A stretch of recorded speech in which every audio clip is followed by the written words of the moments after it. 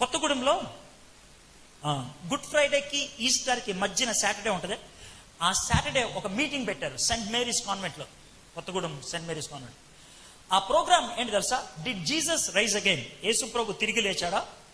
Your questions would be answered. మీ ప్రశ్నలకు జవాబులు ఇచ్చారు. ఈవినింగ్ 6:30కి మీటింగ్. చాలా మంది ఎక్స్పెక్ట్ చేస్తా ఉన్నాం ఒక ముస్లిం ముల్లాని స్టేజ్ మీద కూర్చోబెట్టబోతాం. ముస్లిం ముల్లాని, ఎందుకంటే ఖురాన్ నుంచి ఆయన డిబేట్ చేస్తానన్నాడు. ఏమని? యేసు ప్రభు తిరిగి లేవలేదని నేను ప్రూవ్ చేస్తానన్నాడు, నేను దాన్ని కౌంటర్ చేస్తానన్నాడు. సో చాలా మంది ఆ యొక్క డిబేట్కి రావడానికి ఇష్టపడ్డారు. గుడ్, బాగా.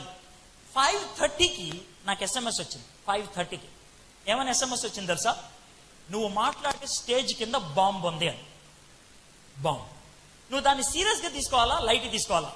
లైట్ తీసుకుంటే బాంబు ఉంటే నాతో పాటు అందరూ పోతారు. సీరియస్గా తీసుకొని మీటింగ్ ఆపేస్తే ఓడిపోతాం. ఏం చేయాలో అర్థం కాల. 5:30కి జరిగింది. 3 minutesలో డెసిషన్ తీసుకున్నా. ప్రార్థన చేశా. ఆ మీటింగ్ అరేంజ్ చేసిన ఆయన పేరు నిరీక్షణ్.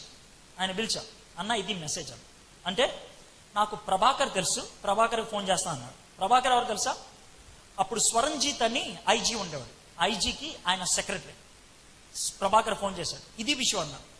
ఆయన అన్నాడు, నేను ఐజీ గారితో మాట్లాడి ఏ విషయం చెప్తానన్నాడు. 5:40కి ఐజీ గారితో మాట్లాడాడు. ఆయన అన్నాడు, మీటింగ్ క్యాన్సిల్ చేయమనండి అని అన్నాడు. నో సార్, మీటింగ్ జరగాలి. సరే బాంబ్ స్క్వాడ్ని పంపించండి అన్నాడు. లో సార్, డిస్టర్బ్ అయిపోతారు. ఏం చేయాలి మనం? సరే 5:45కి వాళ్ళు ఒక డెసిషన్ తీసుకున్నారు. ఏమని తెలుసా? పోలీసుల్ని మఫ్టీలో పంపించి స్టేజ్ దగ్గర బాంబు ఉందేమో స్నిఫర్ డాగ్ని పెట్టండి అన్నారు. స్నిఫర్ డాగ్ అంటే డాగ్ వెళ్ళి వాసన చూసి వస్తుంది. స్నిఫర్ డాగ్ వెళ్ళి ఐడెంటిఫై చేసిన బాంబు ఉంది.